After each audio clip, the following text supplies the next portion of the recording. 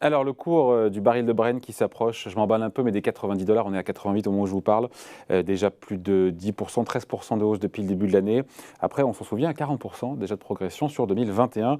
Et JP Morgan, la banque américaine, qui voit carrément les cours du Brent atteindre les 125 $ dans le courant de l'année, 150 $ carrément en 2023. On en parle avec vous, Charles Sana. Bonjour Charles. Bonjour David, bonjour à tous nos spectateurs. Fondateur du site Insolentiae. Cette prévision de la banque américaine, c'est une banque qui a pignon sur rue, c'est la plus grosse banque du monde d'ailleurs, en tout cas américaine, je le précise. Est-ce que cette prévision à 125 $ le baril cette année, est-ce que c'est fantaisiste ou vraiment c'est crédible et comment, sur quoi se base, comment tout ça est justifié par la banque pour avoir une nouvelle flambée des cours? Alors c'est extrêmement crédible David et je vais partager quelques considérations techniques avec vous sur les cours du pétrole. Alors d'abord, ce qui fait le prix du pétrole de manière très classique et traditionnelle, c'est quoi? C'est déjà l'offre et la demande. Bon, on est sur le principe d'offre et de demande. On voit Janet Yellen l'a déclaré hier ou avant-hier, vous me corrigerez, en disant que Omicron n'était pas de nature à faire dérailler pour le moment de ce qu'on envoyait la croissance et la reprise américaine. Donc, à partir de ce moment-là, on est plutôt parti pour avoir un niveau de demande tout à fait élevé, tout à fait en ligne avec une reprise mondiale. Ça veut dire qu'on a besoin de pétrole. Donc, à partir du moment où on a besoin de pétrole, on a un facteur fondamental de demande. OK, on a compris.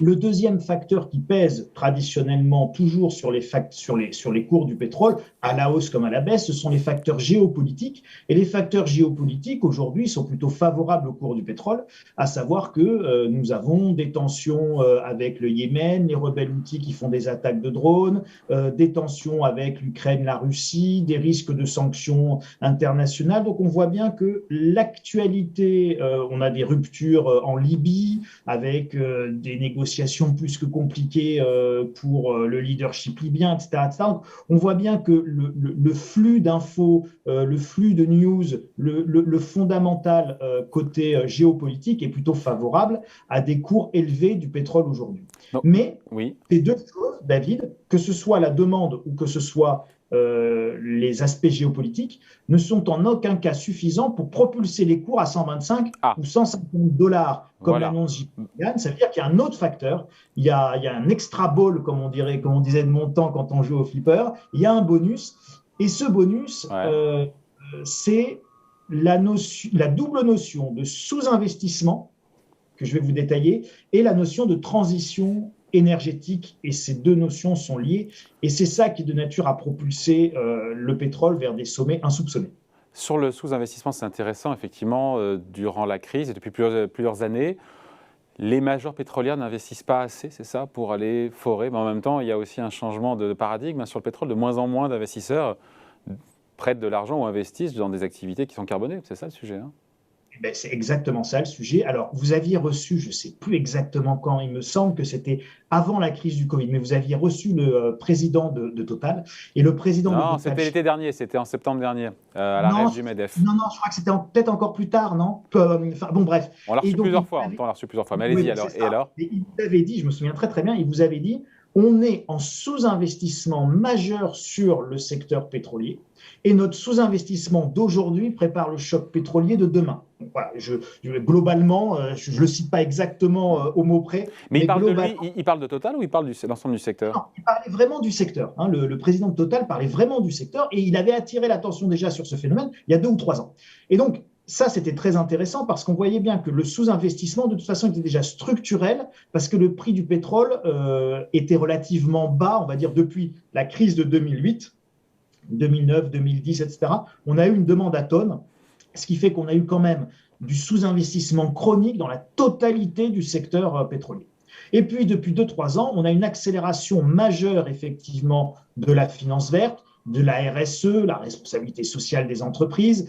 Et donc, on refuse, de plus en plus d'investisseurs refusent d'investir dans du carboné, donc dans du pétrole. Donc déjà, on a un flot d'investissement qui est en train de se tarir. Bah, le pétrole, c'est sale, personne ne veut plus y aller. Risque d'image, risque... Bon. Donc, là, on renforce notre sous-investissement. Ensuite, on a, de manière générale, la transition énergétique. Je vais prendre l'exemple des voitures. Vous avez vu l'effondrement des ventes de voitures thermiques en Europe actuellement, mais ça touche également les États-Unis. Donc, entre pénurie de semi-conducteurs et surtout voitures électriques, nouvelles normes, les ZFE, les zones à faible émission qui arrivent, vous ne pourrez plus rentrer avec des voitures diesel dans les centres-villes, c'est 2024, 2025, c'est Oui, mais demain. ça fait moins de consommation d'essence, ça.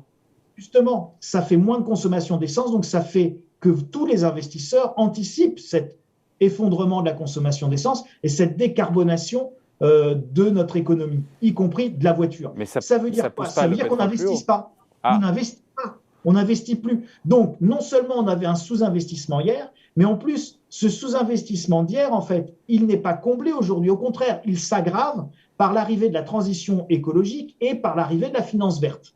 Je ne juge pas, je ne dis pas c'est bien, c'est mal. Hein, je vous analyse le sujet. Ouais. Ça veut dire qu'à court terme, en fait, tant qu'on n'a pas réalisé la transition, c'est-à-dire tant que toutes nos voitures ne sont pas devenues électriques, tant que tous nos camions ne roulent pas à l'hydrogène. Il y a toujours ce besoin de consommation et de demande de pétrole, mais l'offre est moindre. Oui, David, c'est exactement ça. Ça veut dire qu'on a une bien moindre élasticité de l'offre aujourd'hui. L'offre, elle est plus capable de répondre à une demande qui est quand même bien présente, très présente. Parce qu'on est dans un entre-deux, en fait, c'est ça? On est dans une... Oui. C'est exactement ça. C'est un espèce de clair-obscur pétrolier et énergétique où dans les 5 années qui viennent, on va avoir encore besoin de beaucoup de pétrole, mais on n'a pas les capacités suffisantes, donc on aura des prix élevés et ça va peser sur l'inflation puisque les prix de l'énergie resteront extrêmement élevés. Et puis dans 5-6 ans, eh bien là, on fera la bascule, la demande va vraiment s'effondrer et donc là, les cours pourront commencer à baisser. Tout simplement, en fait, même si les cours restent extrêmement élevés, ça n'aura pas d'impact parce que soit on roulera tous à l'électricité, on volera à l'hydrogène, on déplacera nos marchandises sur les canaux fluviaux, etc., etc. Donc, on aura réalisé notre transition énergétique et on n'aura plus besoin de pétrole de la même manière qu'avant. Et dernier élément, si vous regardez par exemple ce qui se passe en Arabie Saoudite, et j'invite vraiment tous vos spectateurs à regarder, à taper Vision 2030 sur Internet, qui est le site saoudien officiel de la transition économique et énergétique du royaume saoudien, où en 2030, plus aucun de leurs revenus ne sera tiré du pétrole. Donc on est bien dans cette logique globale, internationale, mondiale, où en 2030, et c'est également nos échéances européennes et pour nous Français, en 2030, il n'y a plus de voitures thermiques, c'est la moteur thermique. Mais pour le commun des mortels, on se dit on va se passer de pétrole, et le pétrole en même temps il est hyper cher. Il y a ce paradoxe apparent qu'on vient d'expliciter. C'est ça. Et donc ce paradoxe, c'est juste une question en fait d'agenda, de timing, de momentum, d'ajustement. Et cet ajustement, eh bien, il se fait pas en un claquement de doigts. Cette transition, c'est un processus. Et la transition énergétique comme la transition écologique, c'est un processus qui est mondial, David. Donc vous vous rendez compte la complexité énorme à gérer au niveau international. Ça ne veut pas dire d'ailleurs qu'il n'y a pas de risque de déraillement, ça ne veut pas dire qu'il n'y a pas de risque d'ailleurs même de retard dans cette transition énergétique. Est-ce qu'elle va être supportable socialement? C'est une question. Regardez ce qui se passe avec EDF, regardez les prix d'électricité, regardez ce qui se passe avec le prix de l'essence qui est plus élevé qu'au moment des Gilets jaunes. Donc tout ça, ça pose de vrais sujets. Ouais. C'est d'une immense complexité, mais à court terme, inflation et hausse des prix très importantes de l'énergie et du pétrole. Donc tout concourt, c'est vrai que quand on vous écoute, tout concourt à la hausse des prix sur le baril. On a dit demande plus forte qu'attendue, puisqu'Omicron pèse moins sur la croissance américaine, notamment c'est ce qu'a dit effectivement hier Janet Yellen. Ces perturbations du côté de l'offre, cette insuffisance d'investissement, cette transition énergétique avec cette période d'entre-deux. Mais en même temps, rien ne plaide vraiment pour un repli des cours. Je ne sais pas, moi, si l'Iran pouvait vendre sans contrainte son pétrole aujourd'hui dans le monde, si la Fed y va trop fort en matière de hausse de taux et que ça freine vraiment, est-ce qu'il faudrait peut-être aussi d'autres banques centrales pour freiner l'inflation en cassant la demande et donc la demande de pétrole? Alors, c'est possible. C'était ce qui s'était passé d'ailleurs 2006-2007 quand on atteint le précédent pic avec $150 le baril de pétrole. Il est en 2010 pour moi le pic, il n'est pas en 2006-2007. C'est en 2010 qu'on a eu un pic. En 2010, je vous crois, nos spectateurs vérifieront, mais ça ne change pas grand-chose. On avait eu de manière concomitante des hausses de taux et une explosion des cours du baril du pétrole. Et c'était l'effet conjugué de ces deux éléments, hausse des taux et hausse des prix d'énergie, qui avait aussi extrêmement handicapé la croissance mondiale et donc déclenché la crise de 2008, l'effondrement des cours immobiliers, etc., etc. Mais tout ça, c'est parce qu'à un moment donné, on a une ponction très forte dans l'économie et cette ponction, c'est des taux d'intérêt plus forts et des prix de l'énergie plus élevés. Je reviens juste, David. Vous disiez, imaginez que l'Iran vende plus, etc. Il y a un autre élément de réflexion que je veux vous soumettre et soumettre à nos spectateurs. Ou même le schiste américain, je vais pas oublier le schiste américain aussi, qui se remettent à produire plus. Absolument, vous pouvez citer le schiste américain. Alors, est-ce que ça va être de nature à venir peser sur les cours? Et la question que je vais vous poser est la suivante. Si vous êtes un producteur de pétrole, que vous soyez un gaz de schiste américain, que vous soyez une compagnie iranienne ou une compagnie saoudienne, rappelez-vous, Vision 2030, l'Arabie saoudite vend plus de pétrole en 2030, est-ce que vos dernières gouttes de pétrole, est-ce que vos derniers barils de pétrole, vous avez intérêt à les brader? La réponse, en tant qu'agent économique rationnel, elle est non. Au contraire, vous avez besoin de ces dernières ressources, de ces derniers milliards pour pouvoir assurer vous-même votre propre transition de modèle économique quand vous êtes un pays pétrolier. Alors après, en revanche, pour modérer ce que je viens de vous dire, non, aucun pays pétrolier n'a intérêt à baisser ses prix. En revanche, pour modérer ça, vous avez des facteurs géopolitiques et des facteurs de négociation, de stabilité économique qui font qu'on a quand même une forme de gouvernance mondiale, de G20, d'OPEP, on a des instances où tout ça, ça discute, ça dialogue.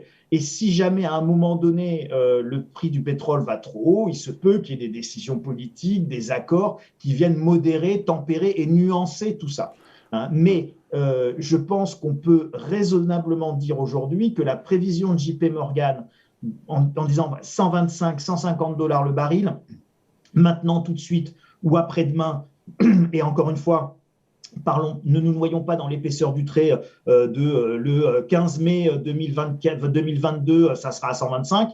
Si c'est en juin, c'est pas bien grave. Et puis si c'est en décembre, c'est pas bien grave non plus. La tendance, en revanche, en termes d'analyse économique fondamentale, elle est là. Il n'y a rien aujourd'hui qui plaide pour le fait d'avoir des cours de l'énergie et des cours du pétrole modérés. Tout plaide aujourd'hui pour avoir des cours du pétrole extrêmement élevés et donc très inflationnistes. Allez, c'était le point de vue. Merci beaucoup de Charles Sana, fondateur du site Insolentiae. Merci Charles, à bientôt. Merci David, à bientôt.